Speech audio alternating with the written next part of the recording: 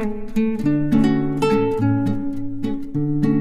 돌이켜 보면, 자, 이 해병대 사건, 고체 해병 순직 사건이 2023년 7월에 발생했고, 8월에 이제 그 난리가 났어요. 그 수사를 하던 해병대 수사단에 이제 탄압을 받고 박정훈 대령이 이제 뭐 기소되고 이런 사건이 일어나면서 9월부터 사실은 이제 본격적으로 그 사건이 진행이 되는데, 그때부터 어떻게 보면 윤석열 대통령이 이제 뭔가 쫓기듯이, 그리고 점점 더 강압적으로 자신의 잘못을 감추기 위해서 그렇게 내몰리기 시작하면서 이제 무리수를 두기 시작하지 않았나. 그때 변호사님이 방송에서 지금이라도 늦지 않았다. 네, 그게 그렇죠. 제 기억에는 아마 그해 뭐 한 10월, 11월? 네, 맞아요. 네, 지금이라도 늦지 않았다. 지금이라도 빨리 사과해야 하면 이거 대통령이 내가 좀 잘못 판단했다. 이렇게 해서 사과한다. 이게 잘못했다, 수사. 그래, 박정훈 대령 뭐 취소하고 뭐 그렇게 해야 된다. 그러면 그래도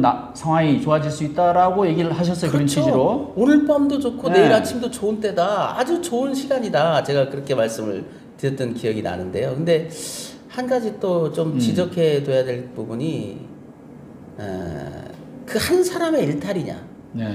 그렇지도 않다는 거예요. 자, 박정훈 대령 사건을 뒤돌아봅시다. 누구나 알아요. 말도 안 되는 짓이라는 거. 그런데 왜 아무도 말을 못하냐고요.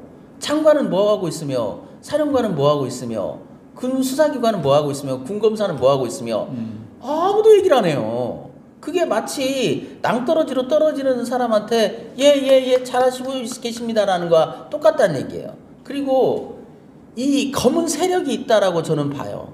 그 사람들이 반국가 세력이 있다고 했잖아요. 윤석열 씨가. 그렇지 않아요. 우리나라에는 반민주 세력이 있는 거예요. 그 반민주 세력이 모여 있는 곳이 저는 국민의힘 같아요. 이번에 보니까. 자, 똑같이 다시 리뷰해 봅시다. 박정훈 대령 사건에서 박정훈 대령을 항명수계로 요절을 내라고 물고를 내라고 해야 맞습니까? 정상적인 사람들의 집단이라면. 뭔가 그건 좀 너무하지 않습니까? 라는 얘기. 조금 완곡하게 힘들더라도 그런 얘기를 해야죠. 사석에서라도. 편안하고 릴렉스할 때 또 그 사람과 좀 가까운 사람이, 제 신이 많은 사람이 그건 좀 아닌 것 같습니다. 안 해요. 안 한다고요? 그리고 이번에 개헌 문제만 해도 가까운 사람들이 뭔가 그런 충고를 해줘야 되는데 안 해요. 이건 뭐냐? 그게 하나의 일탈행위가 아니라 그 집단의 문제일 수도 있다고 저는 봐요. 이 집단의 문제를 이제는 거론해야 된다. 우리가 이 집단의 문제를 그동안 한 번도 정면으로 다뤄보지 못했어요. 12.12 때도 그랬고 뭐 여러 가지 역사적 변곡 지점 때마다 이 집단의 문제점을 정면으로 아무도 거론하지 못했는데, 이번에는 적어도 2024년 12월 3일 계엄 선포 이후에 이 집단의 행동들은 명백히 민주적 기본 질서에 반하는 행동들을 했어요. 현재도 하고 있지 않습니까? 아니, 이 문제를 내란 수괴범을 해결할 수 있는 가장 적법한 방법은 탄핵밖에 없어요. 누구나 다 아는 바입니다. 그런데 헌법재판관 임명을 갖은 수단을 가지고 협박을 하고, 논리 중에 도대체 맞는 논리가 뭐가 있냐고요. 최상목 대행이 궁여지책으로 제시한 그 안조차도 웃기잖아요. 2명은 되고 1명은 안 된다. 말이 안 됩니다. 3명을 다 임명하는 게 맞는 거죠. 법적으로 맞고 국민의 정서에 맞고. 이제 뭐 저쪽 눈치 보기로 그렇죠. 이제 뭐 어쩔 수 없는 자기 딴에는 뭐 그런 것 같아요. 일종의 보신. 그렇죠. 책인데. 그리고 지금 권영세 뭐 당대표인지 새로 뽑힌 분도 계엄 사태에 대해서 문서로 사과할 뿐 자기 멘트를 하지 않아요. 일본 왕입니까? 통성의 염이에요? 아니, 국민들을 죽이려고 했고, 그래서 국가기관이 이제는 내란으로 정의해서 그 졸개들을 이미 구속한 마당에, 공소까지 제기한 마당에 여전히 모르겠어요, 내란인지? 왜 그러겠습니까? 자기들이 한 짓이니까 그래요. 내가 한 짓이니까. 남이 했으면 뭐라고 할 때는 내가 했으니. 이 부분은 이번만큼은 용서하지 말아야 됩니다. 마음속으로 자기들도 다 동조를 하니까 그런 거 아니에요? 반드시. 아니, 국회가 무장병력에 의해서 침탈될 때 자기들은 도망갔잖아요. 에?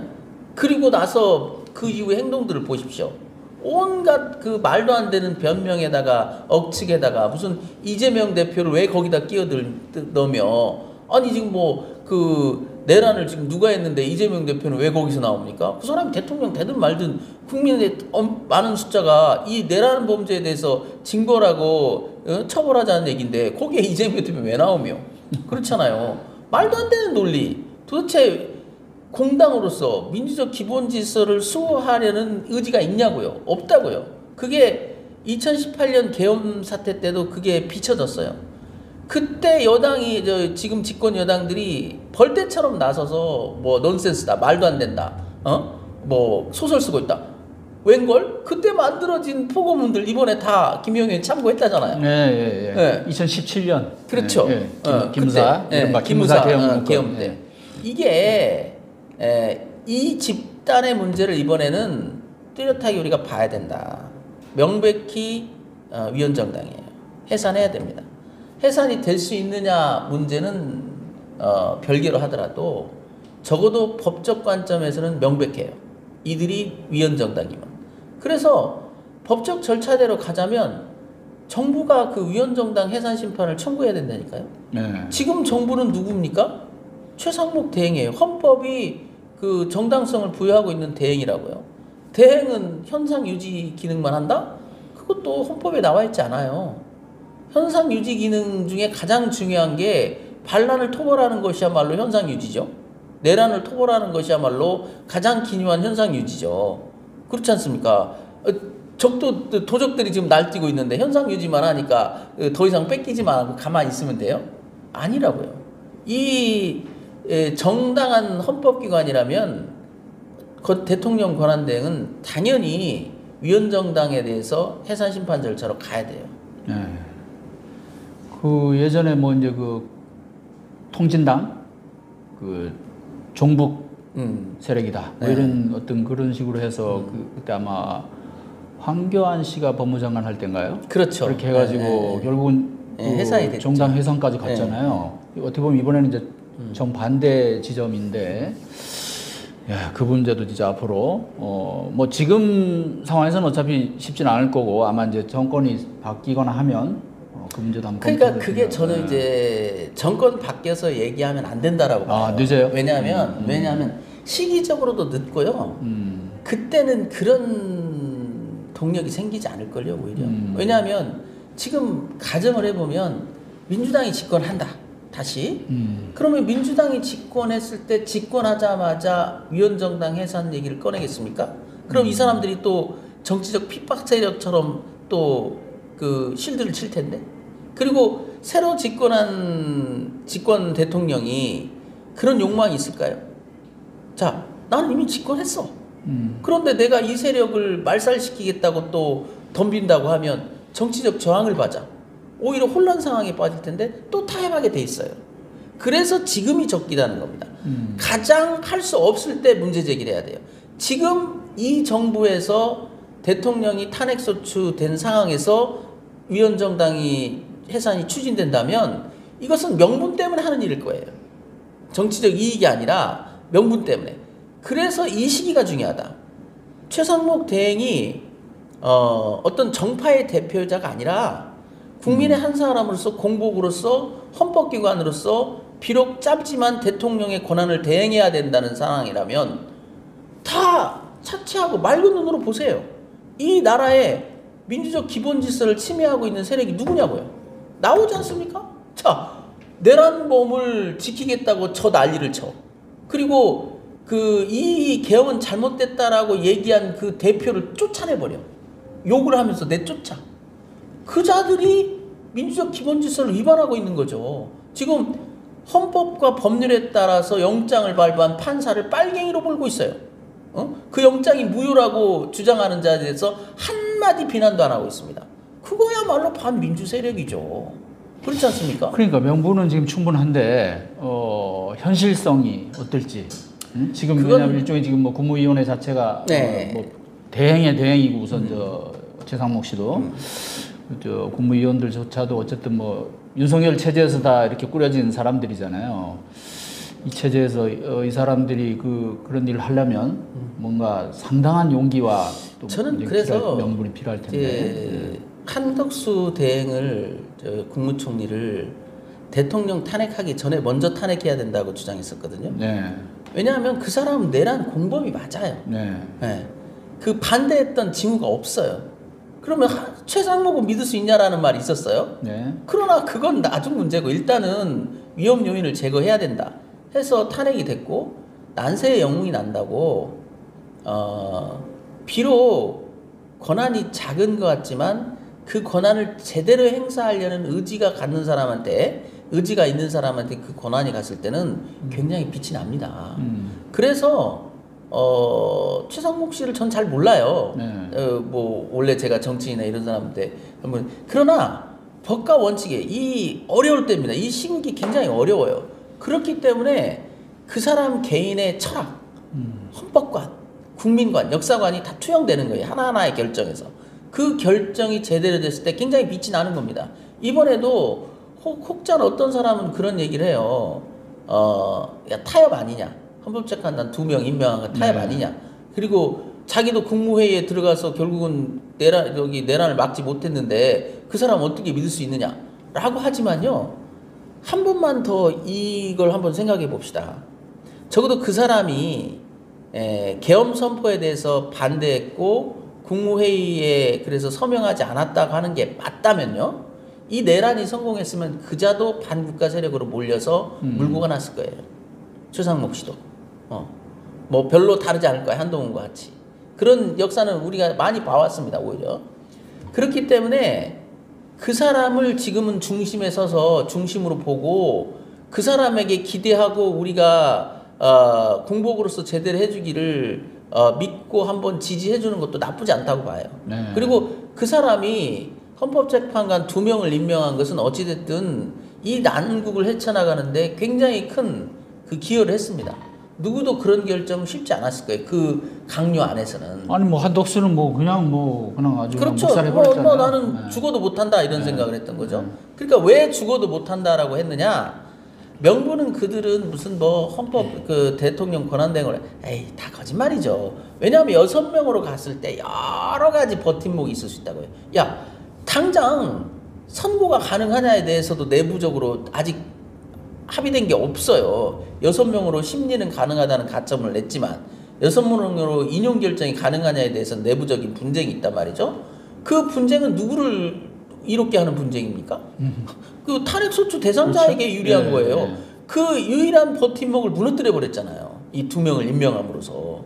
그 점은 진짜 평가를 또 할 면이 있어요. 왕창 난리가 난 거 아닙니까? 네. 그거를 우리가 평가해줘야 된다. 그들의 과거나 이런 것들은 논의를 하고라도 적어도 지금 이 순간부터라도 최상목은 그냥 우리나라 헌법에 따른 대통령 권한대행으로서 부여된 권한과 책임에 최선을 다하면 돼요.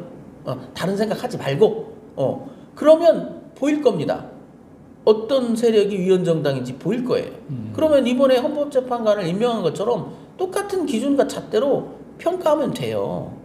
그냥 원칙대로 법과 원칙에 따라 이럴 때는 좌고우면하지 말고 직진해야 돼요. 좌고우면하면 안 됩니다. 이러면 이제 혼란 때문에 답이 없어요. 그냥 자기가 원래 가졌던 초심을 그냥 직진하면 돼요. 그래서 어려울 거 뭐가 있어요. 법무부에 지시하면 되지. 왜? 위헌정당 해산 심판 청구하라고 지시합니까? 검토해보라고 지시하는 거 아니에요. 그러면 전문가들이 검토할 거라고요. 지금 법무장관도 또 탄핵 소추돼 있어요. 네. 그런데 대행 체제가 다 운영되기 때문에 전 공무원들이 다 멸살하지 않는 한 그 직책을 수행할 공무원이 없단 말입니까? 천만에요. 대행이 더 잘해왔던 역사도 많아요. 네. 그 직무대리가 더 잘해왔던 역사도 많아요. 왜? 직무대리일수록 법과 원칙을 지킬 수밖에 없거든요. 정치적 그런 그 지형에서 자유로울 수 있거든요.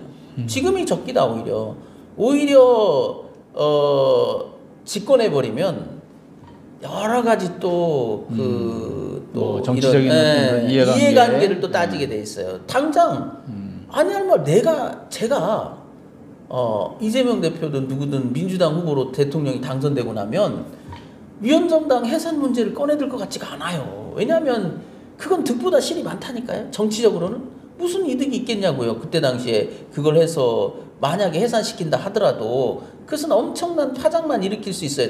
단기적으로 보면. 그러나 이것이 가지고 있는 역사적 의미가 있기 때문에 우리가 얘기를 하는 거거든요. 왜냐하면 단 한 번도 이 세력에 대해서 단죄한 적이 없다는 거예요.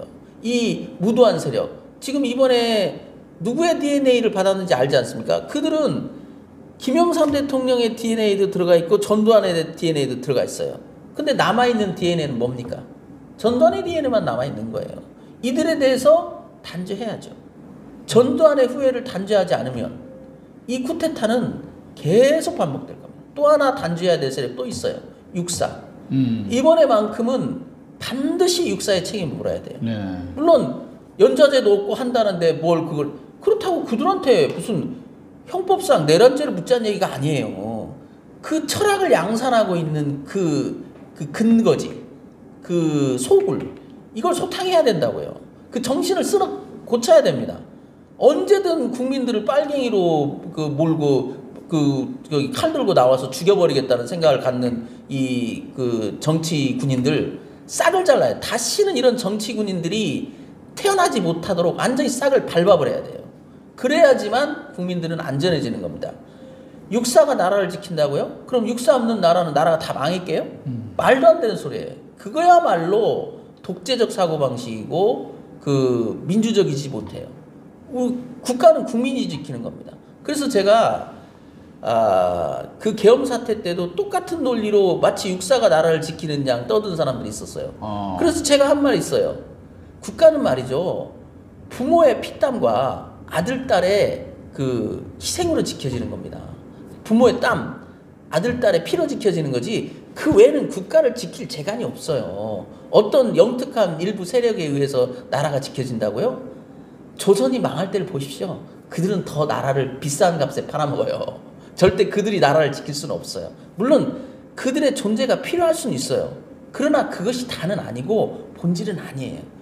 국민이 이 정체를 지키고자 하는 강한 열망이 있을 때만 국가가 지켜지는 거지 어떤 한 세력만 이걸 지키고자 하는 강한 열망 그 어떤 한 세력이 이런 형태로 지키고자 하는 열망 이게 잘못된 거예요. 그 뿌리부터 뭔가 교육이 잘못돼 있어요. 저는 그걸 옛날에 남대준 씨가 말이죠. 네. 법무관들을 상대로 강의할 때 내가 소름 돋았다니까요. 저거 그 발언? 네. 우리나라 헌법이 자본주의 헌법이다. 그 헌법을 침해하려는 세력이 있으면 끝내 결국은 군인들이 나서야 된다는 거예요. 그래서 야 저거야말로 한 개인의 생각일까? 육사 출신들의 생각일까? 만약에 저게 육사 출신의 생각이라면 저 생각을 바꿔놓지 않으면 언제든 이런 위험한 상황 또 벌어진다는 거예요. 근데 그것을 이번에 보니까 철저히 육사들만 동조했잖아요. 철저히. 일부러 그런 또 면이 있죠. 또 김용현. 그래서 육사 그래서 출신들만. 물론 일부 육사들은 그럴 겁니다. 아니 육사 중에서도 일부만 개입했는데 왜 육사 전체가 책임을 져야 그렇죠. 되냐. 물론 뭐 구성원들 중에는 또 생각이 다른 또 그런데 그런 건전한 분들도 이걸 있을 반드시 지적해야 돼요. 네. 왜 그들이 육사 외에 삼사나 학군이나 학사 출신들을 철저히 배제했을까? 이건 뭐냐면 순혈주의가 싹 터 있고 육사에 그들은 그 순혈주의 때문에 움직일 거라고 믿음이 있었던 거예요. 네. 이들에게. 그 믿음이 허망한 것이냐? 아니었잖아요. 꽤 합세했잖아요. 이 부분에 대해서 그러면 육사 스스로가 개선할 수 있느냐? 단 한마디로 육사 출신 중에 상당수가 이 문제에 대해서 강한 비판을 한다면 저는 수긍할 수 있을 것 같아요. 그 말에. 없지 않습니까? 심지어 김용현의 동기들은 지원하는 응원글을 보내고 있다는 거예요. 좋아. 육사 전체 문제가 아니라면 반증을 대세요. 육사 출신 중에 건전한 어떤 세력들이 이 문제에 대해서 날카롭게 지적하고 전두환에 대해서도 날카롭게 지적하고 제가 그래서 2017년 그 계엄 사태 이후에 꼭 들여다봐야 되는 게 뭐냐면 육사에서 전두환을 어떻게 가르치는지 우리가 봐야 된다는 거예요. 안 가르치고 있다는 얘기예요. 그냥 이 전설 속에서만 육사 선배 전두환에 대해서 아름아름으로 전수되고 있을 뿐이지 육사의 공식적인 교육 재료에 교재에 전두환이 내란범이라고 명명하고 이런 짓을 하면 안 된다고 가르치고 있었냐고요.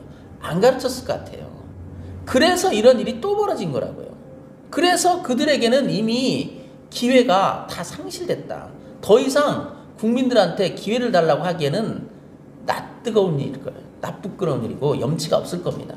차라리 정말 육사에 그런 건전한 세력이 있다면 지들이 먼저 나서서 육사 통합 또는 폐교를 먼저 얘기해야 맞는 거예요. 이번 일이 또 하나 굉장히 큰 후유증으로 남을 거라고 저는 보는 게 뭐냐면, 자, 이 상황에서 학군 출신, 학사 출신 장교들은 어떤 생각이 들까요? 우리는 뭐야? 우리는 뭐야? 반국가 세력으로 언제든 몰릴 수 있구나. 그들만이 국가를 지키는 세력이고 우리는 잠재적 반국가 세력이구나. 반동 세력이구나. 우리는 지휘권이 있어도 이게 작동하지 않는구나 라는 깊은 절망감을 가졌을 거예요. 이 절망감은 군을 위해서도 안 좋습니다. 이제 우리가 육사 폐교하고 장교 그 선발 과정에 대해서도 민주적 관점으로 한번 리뷰해 볼 필요가 있어요. 육사는 더 이상 그런 말 하면 안 됩니다. 네. 자, 미국 같은 데는 어쨌든 뭐 거기도 이제 사관학교의 전통이 있잖아요. 그렇지만 이제 그 다양한 그 장교들 선발 또 과정이 있잖아요. 방식이 있고 출신들도 다양하고 그런 것들이 잘 조화가 돼 있다고 보고, 또 뭐 거기는 전통이 뭐 군이 정치에 개입하고 그런 거 없잖아요. 아니 육사는요. 저도 그 가서 미국 육사를 가서 본 건 아니에요. 네. 그러나 여러 교재나 방송 프로그램에 보면 육사 교수 요원들만 봐도 알아요. 네. 거기는 민간인 반, 군인 반으로 철저히 배분한다고요. 네. 그리고 저도 옛날에 그 미국 육사를 다룬 프로그램에서 깜짝 놀랐던 게 그거였어요. 뭐냐면 이 사람들이 길을 건너는데 질서가 없더라니까요. 육사 생도들이 길을 건너는데 막 중구난방이야. 그 방에서도 막 앉아 있는데 막 삐뚤빼뚤 난리가 아니에요. 우리는 상상할 수 없는 상상이 안 되는 거예요. 그래서 그 기자가 물어봤어요. 육사 교장한테. 미국 육사에서 추구하는 가장 큰 가치가 뭐냐 그러니까 저는 상당히 충격적이었어요. 예. 창의성이라고 얘기를 해요. 아. 그래서 왜냐고 물어보니까 예. 전장은 반복되지 않는데요. 날카로운 지적이죠. 야. 근데 우리나라에 만약에 육사에 예. 물어보십시오. 예. 육사의 최고 가치가 충성이라고 할 거예요, 무조건. 그렇겠죠. 그리고 그 충성에는 또 뭐냐? 국가 국민을 위한 충성인지는 퀘스천 마크예요. 그냥 충성이래요. 그게 뭔지를 가르치지도 않아요. 자, 누구에 대한 충성이냐 이게 명확하게 정의돼 인식이 있지 안 돼 않죠. 있어요. 그러니까 네. 통수권자에 대한 충성, 달리 말하면 육사 선배에 대한 충성이죠. 뭐가 있어요, 달리. 그래서 그 부분에 대한 것들이 합리적이고 유연하지 않다는 게 이번에 홍범도 장군 흉상 가지고 벌어진 일을 보십시오. 맞아요. 그 천박하기 그지없는 논리를 펴잖아요, 세상에. 한 나라의 장교 양성하는 학교에서 어떤 이념을 부여잡을 것인가를 놓고 논쟁이 벌어졌는데 자기들의 그 전신이 그 미군 그 영어 학교라잖아요. 네, 예. 아, 건물은 그게 맞을 수 있겠죠. 영어 군사학교. 영어 군사. 아, 건물은 맞을 수 있겠죠. 또 인적 구성이 그로부터 출발했던 것을 부인할 수는 없겠죠. 그러나 한 조직의 이 사상의 뿌리를 잡는데 그런 식으로 잡으면 됩니까? 그만큼 천박하다는 얘기예요. 아주 수준이 낮다는 얘기야. 기껏 해봐야 6.25 전쟁의 그 전장에서 지금도 갇혀있다는 얘기예요. 여전히 이 한반도가 6.25 전쟁 상황이라고 생각하기 때문에 그런 구태의연한 생각에 사로잡혀 있는 거예요. 아, 국제정세도 변했잖아요, 지금. 지금 우리가 얼마나 복잡한 국제정세 속에 살고 있습니까? 여전히 때려잡자 김일성이에요. 좋아요. 때려잡지 말자는 얘기가 아니야. 보다 큰 적이 지금 나가 있다고요, 지금. 김일성이가 문제가 아니에요. 김일성 지금 언제인데. 아직도 때려잡자 김일성이야. 아직도 멸공이야. 아니, 그러니까 그런 논리를 하면 우리 대양 해군도 못 키워요. 아, 그러니까 오로지 답답하다는 북한만 거예요. 대상으로. 아, 이번에도 그러니까 계속 사이트에 뜹디다. 멸공. 참. 지금 이 시대가 언제인데, 물론 아직도 시골에 가면요, 그 유신 때 세워진 건물 중에는 유신만이 살 길이라는 글이 아직도 남아있는 건물이 있습니다. 지금도? 멸공이라고 써있는 와, 글도 있고요. 그래요? 기억 안 나세요? 저도 초등학교 때 이렇게 아니, 달고 근데 다녔어요. 지금도 그 남아있다고. 있는 그러는? 건물이 제가 한 5, 6년 전만 해도 시골에서 봤던 기억이 그래요? 나요. 그거 한번 좀 아주 오래됐던 찍으러 건물. 가봐야겠다. 멸공, 반공, 네. 유신만이 살 길에. 근데 지금 유신만이 살 길입니까? 뒤돌아 보십시오. 유신만이 살 길이었어요? 유신 때문에 죽었잖아요. 본인도 나라도 한때 죽었고 본인도 죽었잖아요. 유신 살 길이 아니잖아요. 뒤돌아보니까. 예. 멸공도 마찬가지라고요. 지금 멸공? 아니 지금 우리의 주적이 북한이라고 정의가 설사 된다 하더라도 그게 다냐고요. 북한만이 유일한 적입니까? 아니잖아요. 지금 국제정세 이렇게 변동되고 있는 국제정세에서 우리가 강력한 군사력을 키우려고 하는 본질적인 이유는 뭡니까? 진정한 자주국방. 그렇죠. 그리고 진정한 국익을 어떤 위해서. 뭐냐면 주권을 지키고자 진정한 주권을 지키고자 하는 거예요. 이 진정한 주권에 대한 위협이 어디로 올지 모르는 상황이라고요. 그런데 여전히 아직도 멸공이고, 그 홍범도 장군 같은 사상조차도 흡수할 수 없는, 편협된 생각으로 그거조차도 흡수할 수가 없는 이런 것들이 도대체 이 시대에 이 국민적 수준은 굉장히 높아져 있는데 왜 군만 그런 천박한 사고방식이 아직도 젖어가지고 말이죠. 그러니까 답답해. 이번에 정말 황당하고 정말 이것은 도저히 용서할 수 없다. 정말 분노할 수밖에 없는 게 바로 이 계엄 명분, 비상계엄 명분을 북한과의 어떤 그 전쟁을 일으켜서라도 그걸 만들려고 실제로 시도를 했었잖아요. 그러니까 민족 간의 이게 도대체 이게 그래서 네. 저도 군 출신이지 않습니까? 네. 우리 합참에 내려진 명령을 저도 알아요. 첫째, 전쟁 억제라고요. 우리 국군의 그 지상 과제로 떨어진 건 전쟁 억제 불능시 조기에 승전할 것. 이게 우리 그 합참에 한미연합사에 내려진 그 정당한 명령이에요. 그런데 지금 이들이 하려고 했던 짓은 뭡니까? 아니 전쟁을 억제할 유발, 전쟁 도발. 도대체 이게 말이 되냐고. 아니 이거는 정말 거의 진짜 극형으로 다스려야 될 만한. 그러면서 어떻게 한미 연합을 얘기하고 한미 동맹을 얘기합니까? 한미 동맹의 가장 큰 가치는 전쟁 억제예요. 왜냐하면 그것이 양국의 이익에 가장 부합하기 때문입니다. 전쟁이 나면 그 자체가 양국의 이익에 결정적 타격을 줘요.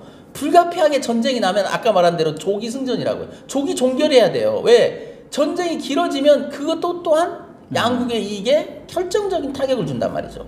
이것이 우리나라의 공식적인 그 합참에 부여된 명령인데 감히 전쟁을 도발한다고요? 참 진짜 얼척없죠 진짜. 그러니까 그렇게 뭐 한미 동맹 또는 이제 더 나가 한미일 동맹까지도 뭐 강조하면서 또 일본에는 굽신거리는 태도까지 취하면서 그렇게까지 뭐 안보를 엄청 중시하는 것처럼 하면서도 정작 지금 말씀하신 것처럼 한미 동맹의 본질이 뭔지도 제대로 알지도 그렇죠. 못하니까 이런 행동이 나오는 거예요. 이번 사태에서 우리가 또 하나 꼭 제가 지적하고 있는 게 뭐냐면 한미 동맹, 한미 연합사 체제에 심각한 균열을 준 거예요. 네. 이제 미군이 불신합니다. 야, 쟤네들이 도대체 우리의 그 작전 통제에 순응하는 거냐? 지금 평시 작전권은 환수했지만 전시 작전권 통제권은 여전히 한미 연합사에 있다고요. 이 전시 작전 통제권이 한미 연합사에 있다라는 것은 무엇을 의미하냐면 평시에도 군령권에 대한 전국적인 책임이 한미 연합사에 있다는 얘기입니다. 근데 그 한미 연합사의 통제를 벗어나서 국방장관이 한미 연합사 모르게 지금 병력을 동원하고 그래서 뭐 어디로 날아가고 국회를 장악하려고 날아가고 이런 자체는 미군에게도 야, 쟤네들 어떻게 믿어야 되는 거야? 나는 불신을 지금 조장하고 있는 거라고요. 굉장히 이게 심각함. 이걸 회복하는데 꽤 긴 시간이 또 걸릴 거예요. 앞으로도.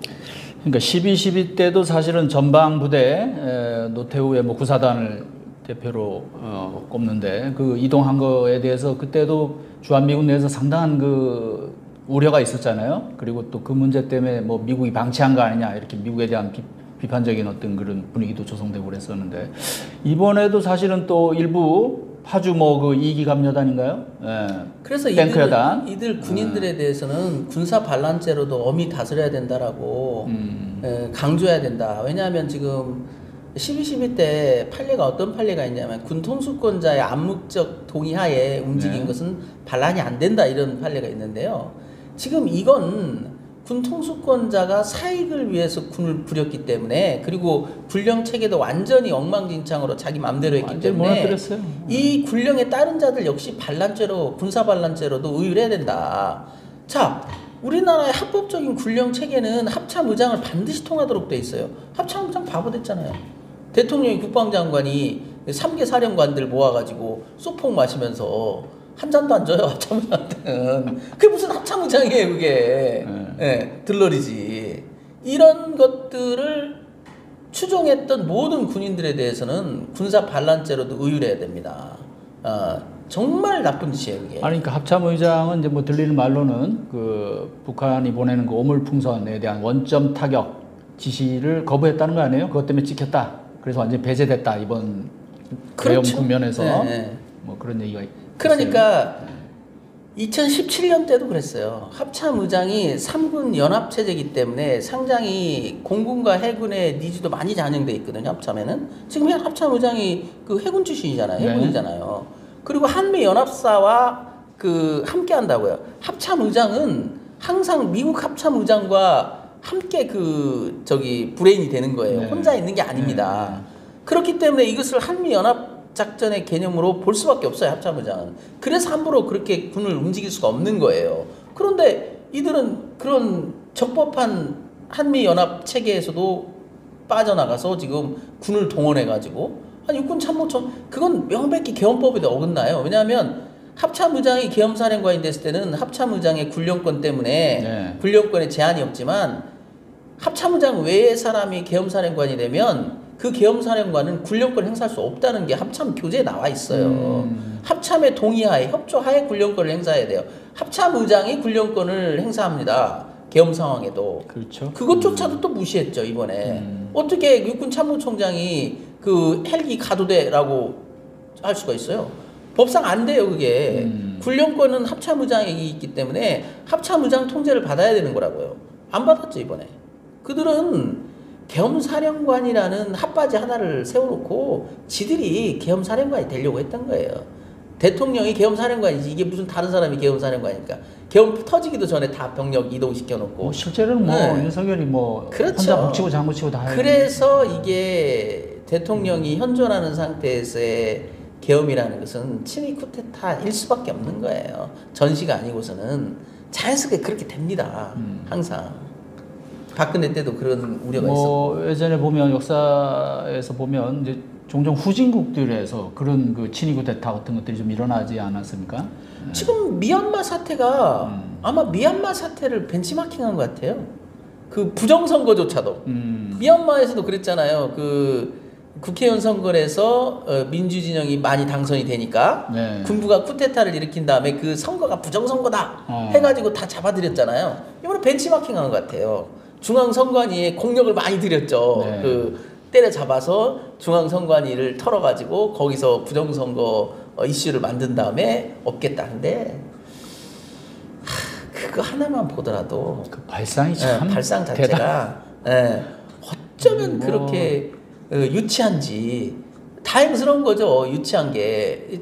제가 걱정했던 거는 정말 이 양반이, 윤석열 씨가 군대에 대해서 조금이라도 알아가지고 용병에 대해서 조금이라도 기술이 있었다면 상당히 위태로울 뻔했죠. 맞아요. 근데 용병을 전혀 모르다 보니까 뭐 정보사를 잡고 지금 이 문제를 하려고 했던 거예요.